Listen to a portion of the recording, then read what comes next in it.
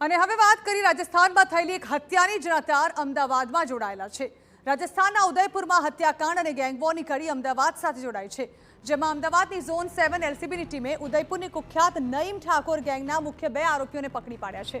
મહત્વનું છે કે રાજસ્થાનના ઉદયપુરમાં વર્ચસ્વની લડાઈ માટે નઈમ ઠાકર ગેંગ અને જાવેદ દાંતલા ગેંગ વચ્ચે છેલ્લા ઘણા વર્ષોથી ગેંગવોર ચાલી રહી છે, જેમાં 20 દિવસ અગાઉ સાહિલ આરિફ ખાન નામના યુવકની છરીના ઘા મારીને હત્યા કરી દેવામાં આવી હતી।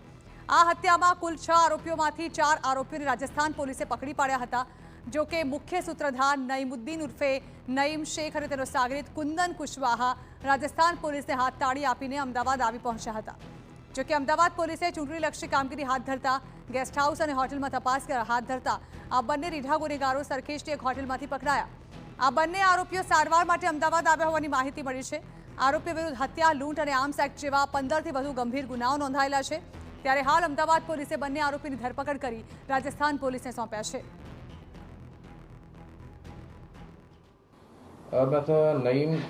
નઈમુદ્દીન શેખ जो છે મેન આરોપી એ यहाँ 2 વર્ષ અગાઉ ઇલાજ કરાવવા માટે આવ્યા હતા અને આ સારવાર દરમિયાન એની આ હોસ્પિટલની આઈડેન્ટિટીની ખબર હતી અને ત્યાં કોઈ એની પહેચાન ન કરી શકે એ માટે એ આપણા સારવાર કરાવવા માટે આવ્યા હતા અને તે જ દરમિયાન એલસીબી ઝોન 7 ને ખબર પડી અને એની તરત જ ધરપકડ થઈ ગઈ।